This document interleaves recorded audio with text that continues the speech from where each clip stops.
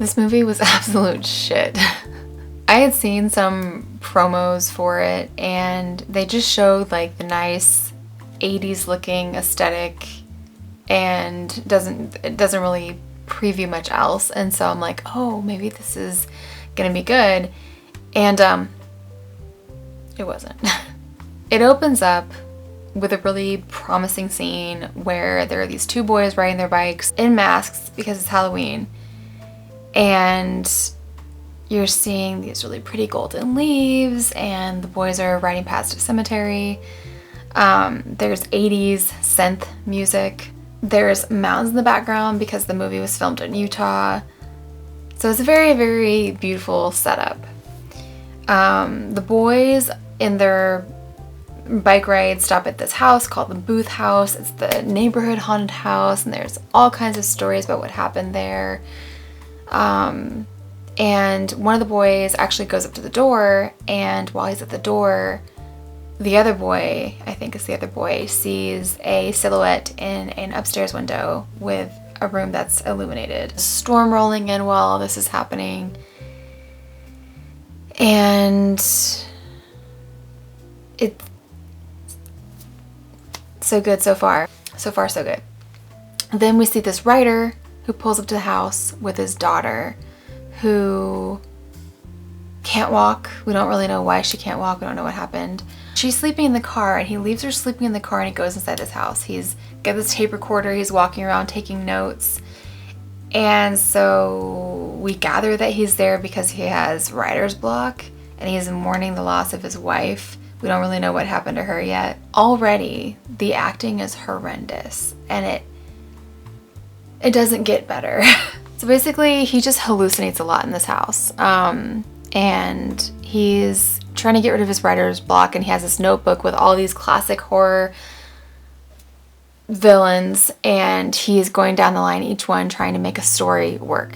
So there's a woman in all these stories that he puts up against these killers. And he's got a masked killer with like a vintage looking cat mask on his face. He's got a clown, a scarecrow. I might be missing one or two. At this point, I'm just like wanting the movie to be over. And I'm like, this, so they had like a little bit of a deal, a little bit of a discount when you rented it. And so instead of $3.99, it was $3.50. And I don't think it was worth the $3.50 that I paid to rent it. That is sad. Honestly, I don't understand the 80s aesthetic either. I think that they were really just trying to cash in on that, you know, Stranger Things, have that 80s, that nostalgic feel with the soundtrack, and it works out really well. And it draws people in, especially people like me. I was born in '86. I'm going to be attracted to things from the 80s because I came from the 80s. I will say, I will give credit that the clown story was actually scary. And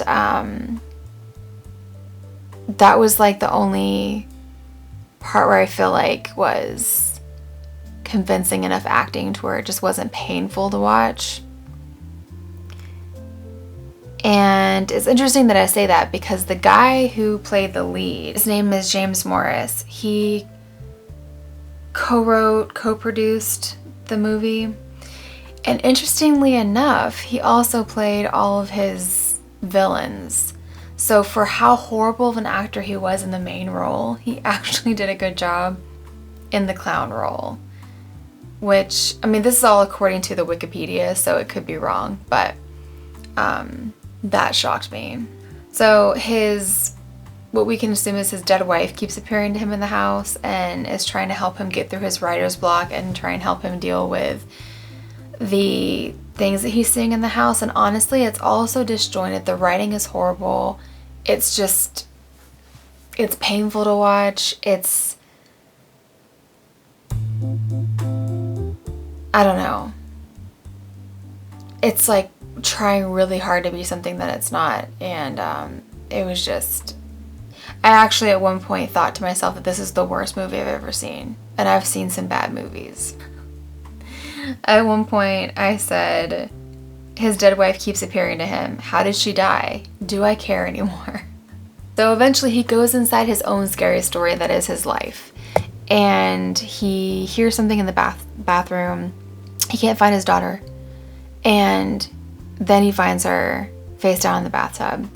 And then he hears music downstairs. He carries her downstairs. And the woman from his stories also, I guess, doubling as his wife, because she changes form from the character to his wife, because everything is all jumbled up in his head. And I guess he's like in shock, or he's blocking something out from his life, because he realizes that in his real life, when he was away he was just away, his wife drowned his daughter. And then when he came back and realized he killed his wife.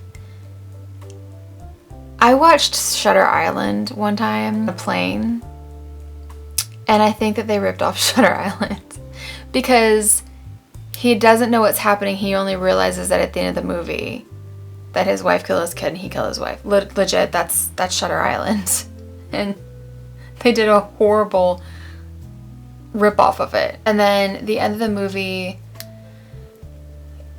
it reveals that from the beginning, when the boys are at the Booth house, the silhouette that they see in the upstairs window is actually this lead guy. I've already forgotten his name. I'm terrible with names, but especially if it's a crappy movie, like, I'm not going to care about what the name is. I'm not going to remember it.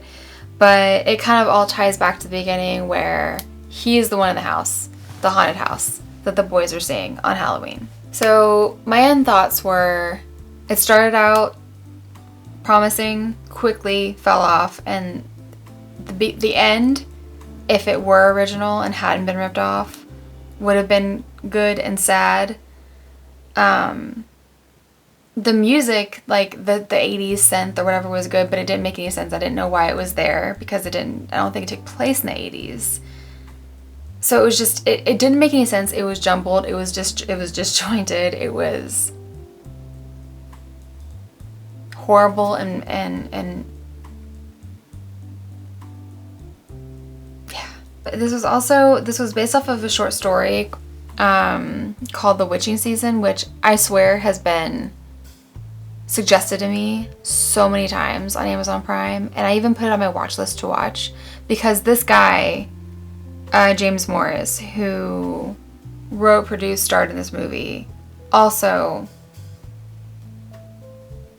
wrote, produced, he was involved, he created The Witching Season. So now I really just don't think I want to watch it, because if this was bad, because this is one of the short stories from The Witching Season. So there's it's like an anthology, I guess. Yeah, not that you probably even heard of this movie, or if you found this video, you probably were searching for the movie, but I don't think anybody's looking for this movie. So I just made this video because I like to make videos on things that I watch, but I don't expect this one to get too many views. But anyway, that's pretty much it. It sucked. Don't watch it. And I'll see you in my next video.